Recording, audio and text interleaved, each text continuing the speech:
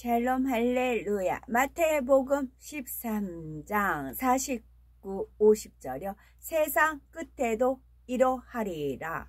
천사들이 와서 의인 중에서 악인을 갈라내어 풀무불에 던져 넣으리니 거기서 울며 이를 갈리라.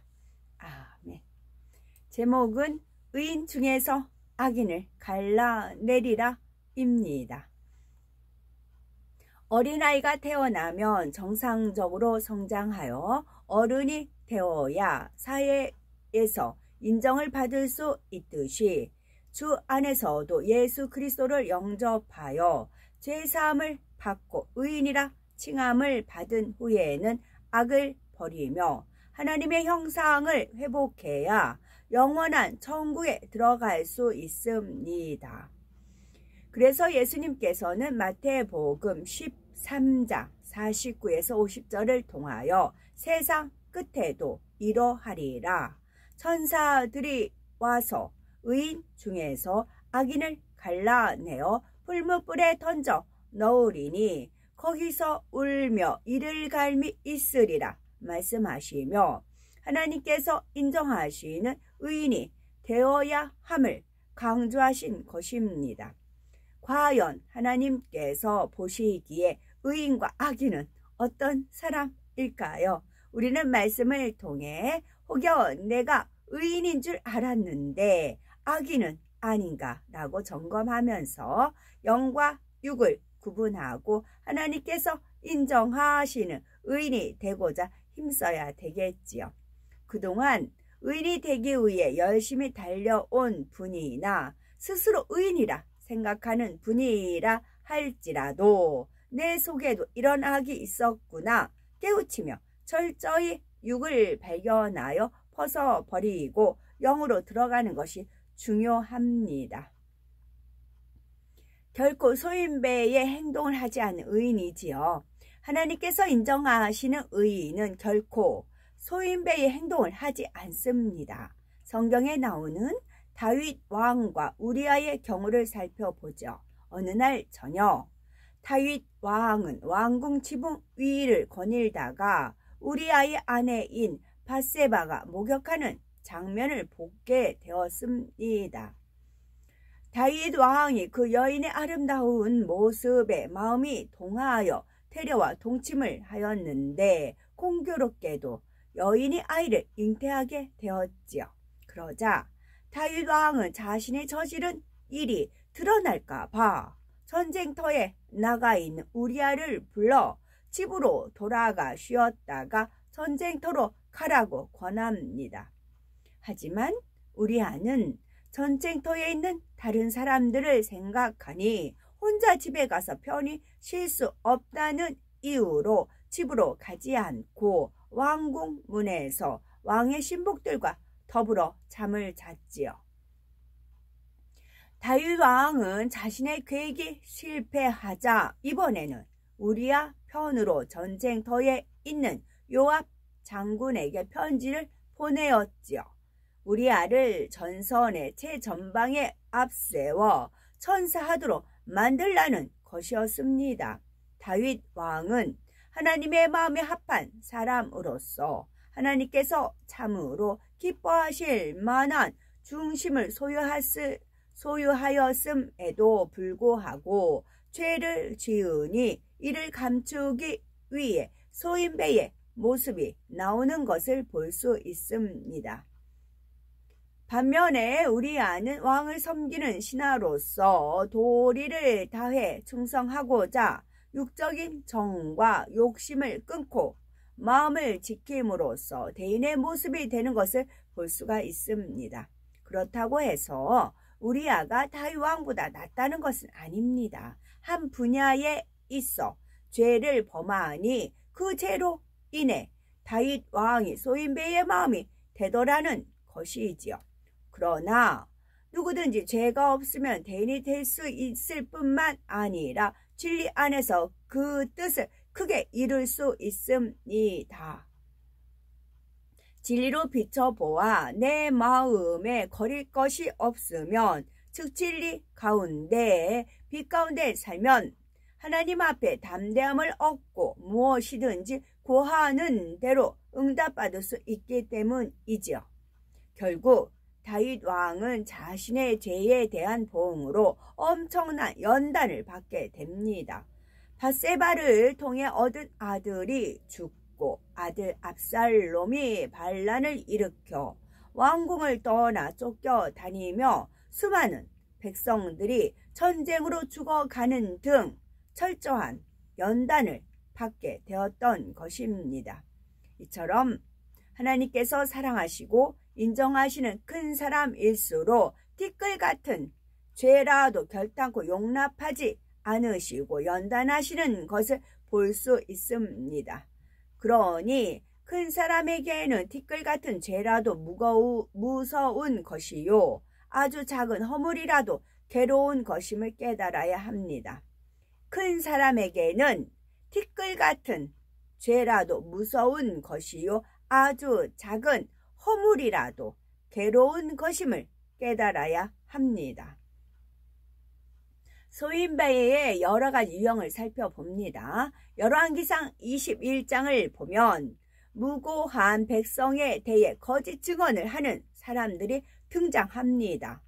북왕국 이스라엘의 아합 왕이 나봇의 포도원을 사려고 했으나 뜻대로 되지 않자 아합 왕의 아내 이세벨은 악한 괴계를 꾸몄지요. 바로 비류들을 거짓 증인으로 세워 나봇에게 누명을 씌운 다음 돌에 쳐 죽이게 하였던 것입니다. 비류라는 것은 악한 일을 일삼는 무례한이나 깡패와 같은 사람을 말합니다.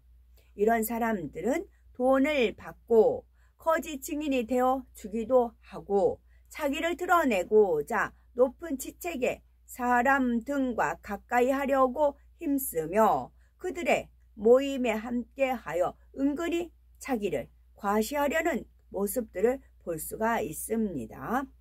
또 다른 예로는 르호보암의 왕의 친구들을 들 수 있습니다.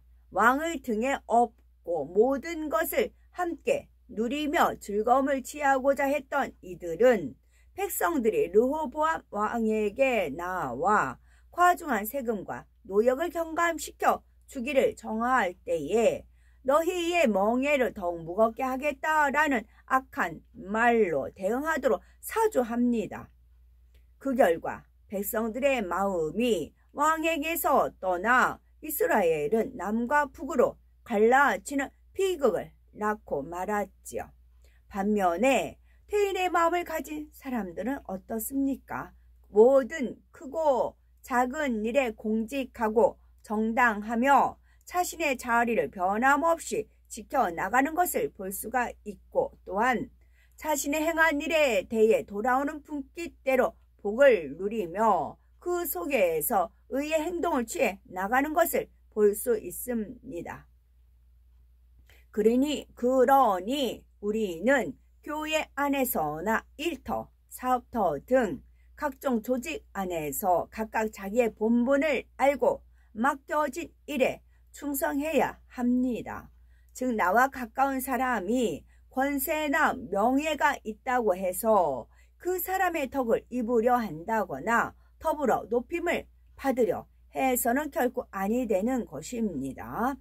세상에도 주인의 명예나 권세를 등에 업고 큰소리치는 사람들이 있지요. 그러한 이는 성경상에도 찾아볼 수가 있는데 바로 사라의 여종 하갈을 들 수가 있죠.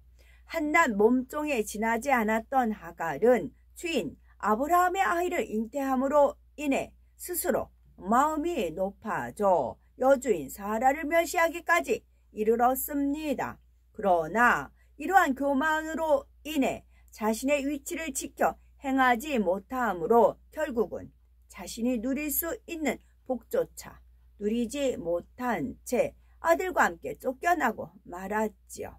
우리는 하나님의 자녀로서 결코 이러한 악을 행해서는 아니 되며 무엇보다 먼저 마음의 변화를 입음으로써 자신의 자리를 지키고 질서와 순리를 쫓아 모든 일을 정당하게 이루어야 합니다. 우리나라의 역사를 보면 큰 인물들의 수하에서 아랫사람들 간에 누구 상전이 높으냐 하며 다투는 경우가 종종 있었습니다. 이는 윗사람에게 심히 누를 끼치는 행동으로 대인의 마음이 아닌 소인의 모습이지요. 그러므로 누구든지 윗사람을 섬길 때는 자기 위치 속에서 정도를 쫓아 행해야 하며 소인의 마음으로 유명 인사나 권세가들 사이로 오가면서 함께 높은 채 하는 것은 옳지 못하다는 사실을 알아야 합니다. 사람이 아무리 훌륭한 사람들이나 권세가 사이에서 그들의 포비를 담고 교양을 배워 자신을 더 입힌다 해도 그 마음이 바로 서 있지 않으면 아무 소용이 없는 것이지요. 신앙 안에서도 마찬가지입니다. 아직 영으로 들어가지 않은 사람이 영적인 사람을 섬기다 보면 말하고 듣고 행하는 모든 것이 자연히 그 사람의 행함을 담게 됩니다. 그러나 외모와 행함을 닮아 겉으로는 온전한 것 같아도 그 중심이 변화되지 않으면 마음속에 여전히 악의 모양이 남아 있으니 이와 같은 사람은 의인 중에 악인이라 말하는 것이지요. 이처럼 아무리 지식이 있고 의인의 행동을 할지라도 그 마음의 의를 이루지 않으면 참된 의인이라 할 수가 없으니 항상 진리의 말씀으로 자신을 비추어 보아 자신에게 소인의 모습이 있다면 신속히 그 마음을 변화시켜 나가야 하겠습니다. 그러면은 의인 중에 악인이라는 것은 무엇으로 분별할 수가 있습니까? 일반적으로 소인의 마음을 가진 사람은 더욱 대인답게 보이려고 행동하기 때문에 혹 눈에 보기에는 모양새가 좋고 눈 큰 사람같이 여겨질 수가 있습니다. 그러나 이런 사람들이 아무리 감추려 해도 때에 따라 악함이 드러나게 되므로 그 결과가 소인배임을 증거해 준다는 사실입니다. 예를 들어 만일 누가 자기에게 해를 끼치거나 감정을 건드리면 용납하지 아니하고 바로 진노하는 것을 볼 수가 있습니다. 자기 마음 또는 유익에 맞지 않거나 자기에게 불순종하는 사람을 만나면 그 근본이 드러나는 것입니다. 거룩한 의인인 채 온유하고 교양 있는 채 했는데 극한 상황이 되면 혈기를 내거나 악을 바람으로 소인배의 그릇됨을 나타내는 것이지요.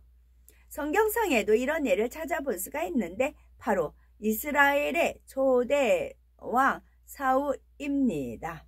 그는 왕과 나라를 위해 생명을 걸고 싸워 전쟁을 승리로 이끈 다윗이 백성들의 진송을 받자 이를 시기하고 미워하여 죽이려고 쫓아다닙니다. 근본 마음이 소인이었으므로